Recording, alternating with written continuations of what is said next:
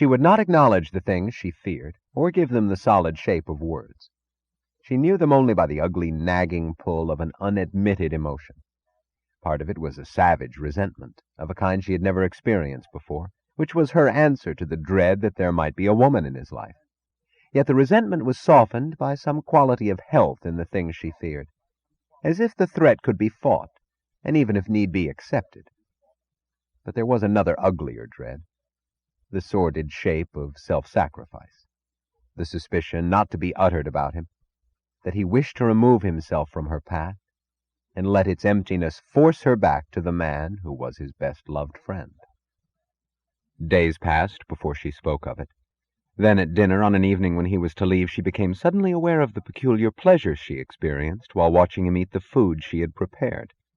And suddenly, involuntarily, as if that pleasure gave her a right she dared not identify, as if enjoyment, not pain, broke her resistance, she heard herself asking him, "What is it you're doing every other evening?"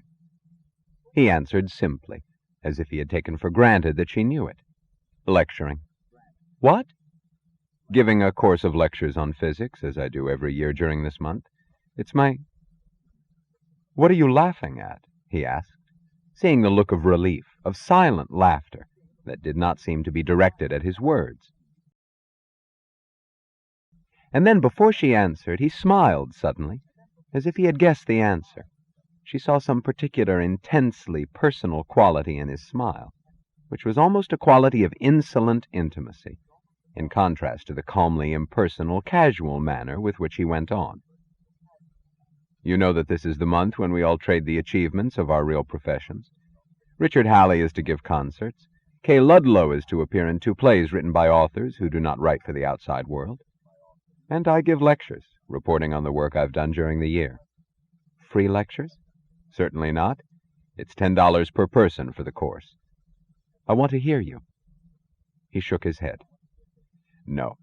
You'll be allowed to attend the concerts, the plays, or any form of presentation for your own enjoyment, but not my lectures, or any other sale of ideas which you might carry out of this valley.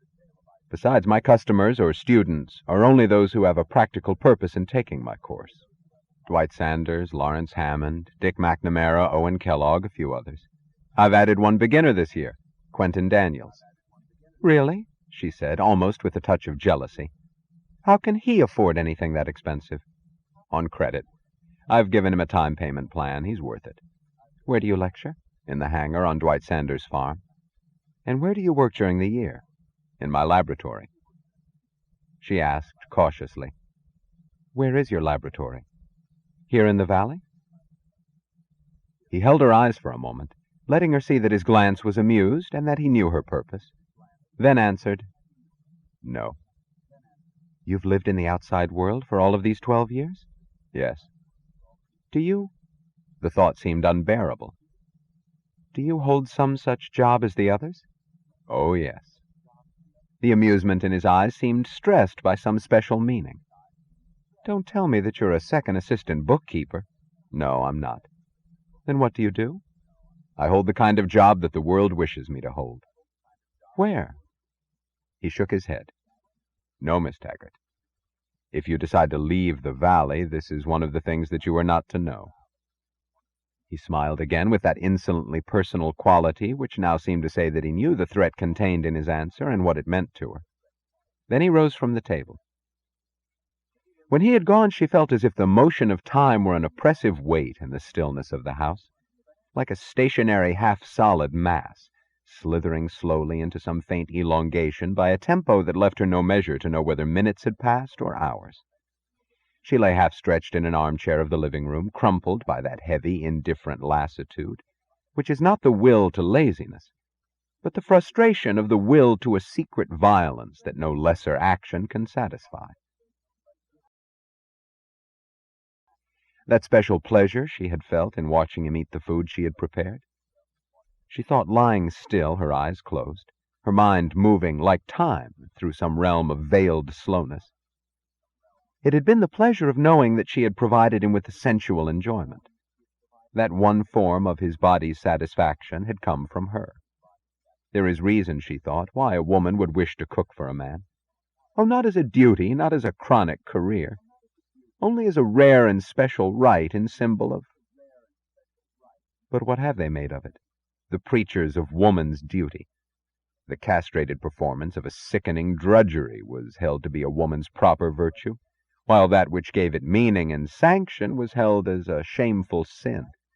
The work of dealing with grease, steam, and slimy peelings in a reeking kitchen was held to be a spiritual matter, an act of compliance with her moral duty, while the meeting of two bodies in a bedroom was held to be a physical indulgence, an act of surrender to an animal instinct with no glory, meaning, or pride of spirit to be claimed by the animals involved.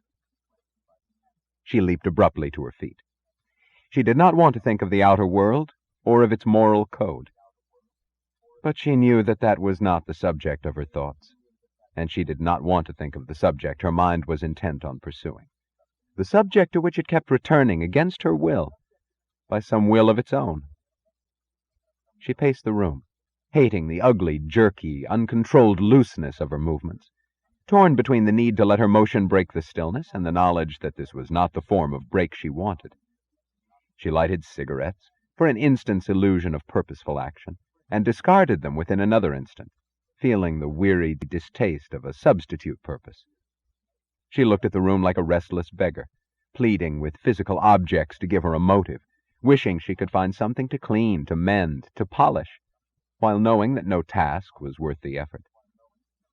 When nothing seems worth the effort, said some stern voice in her mind, it's a screen to hide a wish that's worth too much. What do you want? She snapped a match, viciously jerking the flame to the tip of a cigarette she noticed hanging unlighted in the corner of her mouth.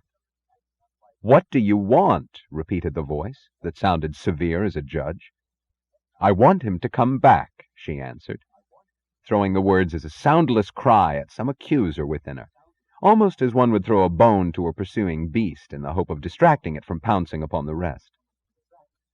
I want him back, she said softly, in answer to the accusation that there was no reason for so great an impatience. I want him back, she said pleadingly, in answer to the cold reminder that her answer did not balance the judge's scale. I want him back, she cried defiantly, fighting not to drop the one superfluous protective word in that sentence. She felt her head drooping with exhaustion, as after a prolonged beating. The cigarette she saw between her fingers had burned the mere length of half an inch. She ground it out and fell into the armchair again. I'm not evading it, she thought. I'm not evading it. It's just that I can see no way to any answer. That which you want, said the voice, while she stumbled through a thickening fog, is yours for the taking. But anything less than your full acceptance, anything less than your full conviction is a betrayal of everything he is. Then let him damn me, she thought, as if the voice were now lost in the fog and would not hear her. Let him damn me tomorrow. I want him back. She heard no answer, because her head had fallen softly against the chair. She was asleep. When she opened her eyes, she saw him standing 3 feet away looking down at her, as if he had been watching her for some time. She saw his face, and with the clarity of undivided perception, she saw the meaning of the expression on his face. It was the meaning she had fought for hours. She saw it without astonishment, because she had not yet regained her awareness of any reason why it should astonish her. This is the way you look, he said softly, when you fall asleep in your office. And she knew that he, too, was not fully aware of letting her hear it. The way he said it told her how often he had thought of it, and for what reason. You look as if you had awakened in a world where you had nothing to hide or to fear. And she knew that the first movement of her face had been a smile. She knew it in the moment when it vanished, when she grasped that they were both awake. He added quietly, with full awareness, but here, it's true.